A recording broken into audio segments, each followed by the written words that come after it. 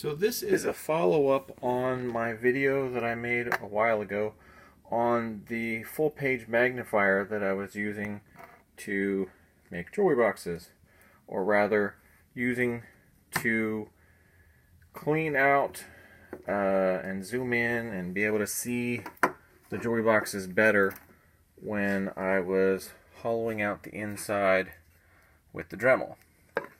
So since I have a few more to do, I figured that I should upgrade it a little bit.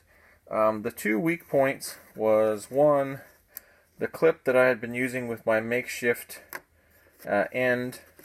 The rubber piece was falling off and it wasn't really holding the magnifier very well. And the other part was the metal clip. This is actually thin metal and it was bending and warping sideways like that, and it wasn't really holding. And I actually had to use a clip like this clamped around it to hold it to where I normally hold it. Well, I have upgraded it, and now on this end we have basically the original ball. You can see inside a hose clamp holding that to a small 1/2-inch pipe bracket, and then that is screwed into a piece of 2x4 with a bunch of screws to hold it nice and solid, and so the wood doesn't split. And then I have another piece of pine with cork in between, and I drilled straight through, and the two screws are screwed into the pine, loose fitting in the top section and screwed into the pine. So basically the only thing that's holding this is the lateral movement, is the screws go through, and pressure with the clamp. That actually rotates around. It's very challenging to show, but it rotates around. There we go.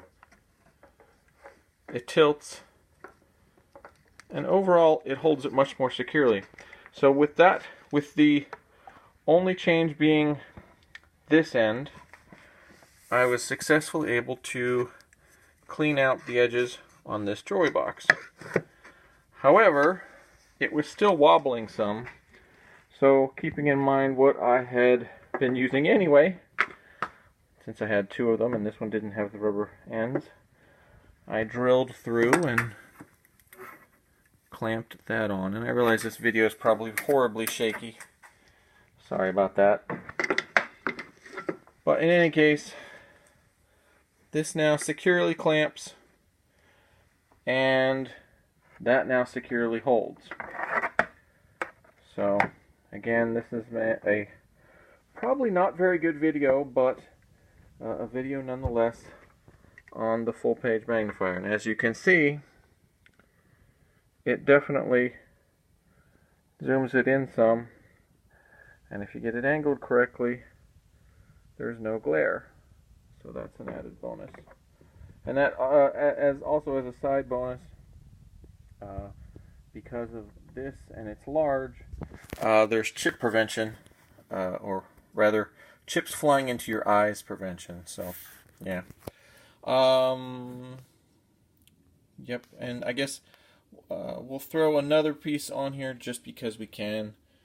Since I now have my fancy dust collector, I also upgraded this from the original plastic end that had the 2-inch dust port that did not work very well, to a nice 4-inch dust port with a quick disconnect rockler hose and a quick disconnect plastic piece tied in with some scraps from around the shop,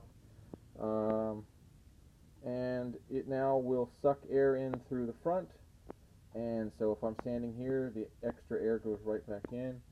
If I'm standing up here, previously I had to have a second vacuum at this location, even if I had the 2-inch vacuum down at the bottom.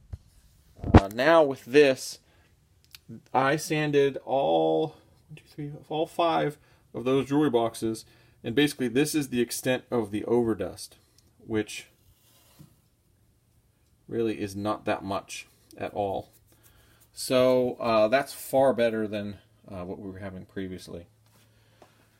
So yeah, that is the fun piece there. And just because, we'll show you this too. So that's the dust collector we now have. It is awesome. Yeah, the 4-inch dust collector makes a huge improvement on collecting the dust. It's a Laguna P-Flux, 1.5 horsepower, and it's just awesome. And these Rockler quick connects are also really awesome.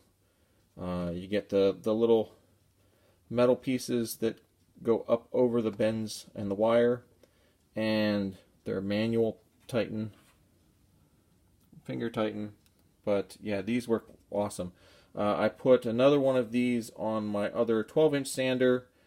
Actually, no, I got a 2-inch to 4-inch converter for there because that had a cast iron metal 2-inch port, so I had to connect it up that way. But that also works really great on the bigger sander. But this one just completely makes this one usable in that I don't have a ton of overspray of the sawdust, because before I had switched this over, you would try and sand something on here and there would be overspray sawdust all over here, all over the sides, all up in the air. This way it has enough vacuum and loose fitting connections that it can pull air down along the side, along this part, along the back side, and that extra air intake allows all the extra sawdust to just get sucked right into the vacuum, which is just awesome. So again, these are really good Ryobi sanders if you upgrade the dust collection. So hopefully that was an okay combination video. Again, I know it's probably bouncing around, but we'll see how it goes. But in any case, this works great, and hopefully this is going to make a number of additional people happy. The bandsaw makes a huge difference. I don't know if I've covered that on the videos in the past. I think I did on the last video I did. But the fit is just awesome, even if you have to sand it smooth. But this wood is awesome, and it's going to look amazing. And yeah, like I said, I think a lot of people, at least 1, 2, 3, 4, 5, 6 people are probably going to be happy. So considering that it used to take 50 minutes for each cut, and it took me maybe a half hour to do cuts for all of these, that's a huge improvement. Again, hopefully this was a coherent video. Love the dust collector. Really love the changes to the page magnifier, and I think everyone who gets a jewelry box is going to love those. Bye.